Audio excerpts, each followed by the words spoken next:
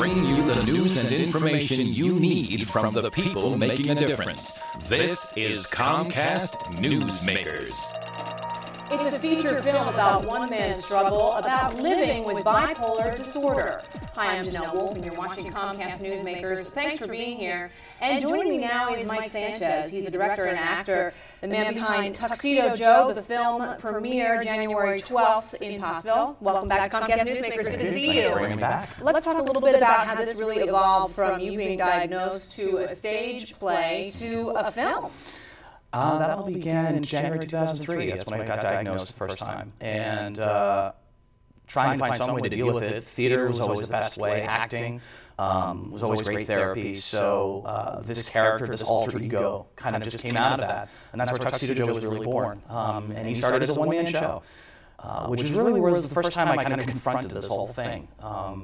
In a very public forum, and that was a very scary thing to do. This was an illness I knew nothing about, and it was also something that's not really all that accepted by people generally. It's a very taboo subject.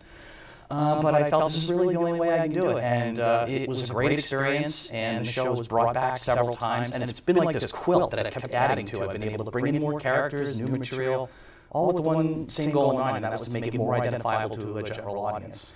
But as I kept adding things, it was starting to get clear that the stage was going to be a little bit too restricting. So that's when I decided to make it a film. And now, for me personally, the film version is the story that I've always wanted and the way I've always wanted to see it told. You've studied film production at Penn State University. Yep. What was it like taking this concept and actually putting it together? Obviously, a lengthy process. It is. Making a film, it's not always the most fun process in the world because it is a lot of work, especially when you have a low budget. I didn't exactly have a crew that I could hire to help me. I had some wonderful people that volunteered their time. I had a wonderful director of photography who shot this film for me, and I had a wonderful cast, and everybody just kind of pitched in to make this happen. Thankfully, the story lent itself very easily to film because as much as we've done it on stage so many times, there were so many things that I could never do visually. And it lent itself very easily to do things in a visual medium. We were able to go on location. We were able to do all kinds of wonderful things with lighting and camera placement. It was a story that needed to be told on film.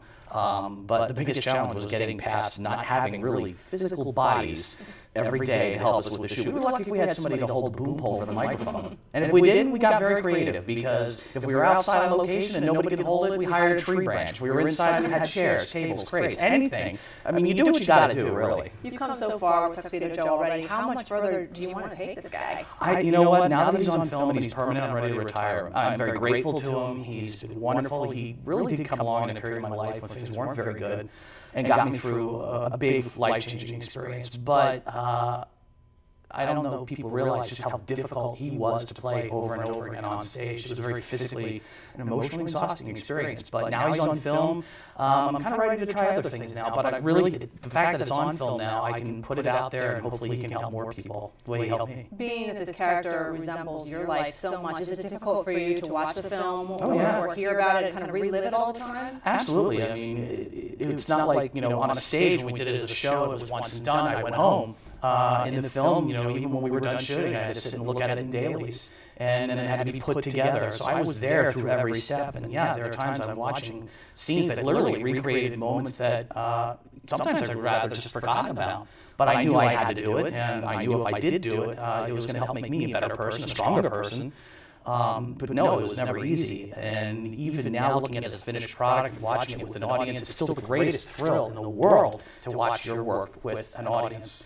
But there are scenes in that film I really don't like to look at, and it's not because it's disturbing, but it's just very emotionally private material. Almost out of time now, but how do you deal with bipolar disorder 2 on a daily basis? I live a perfectly normal, happy life, and I think that's the thing that people don't realize is possible.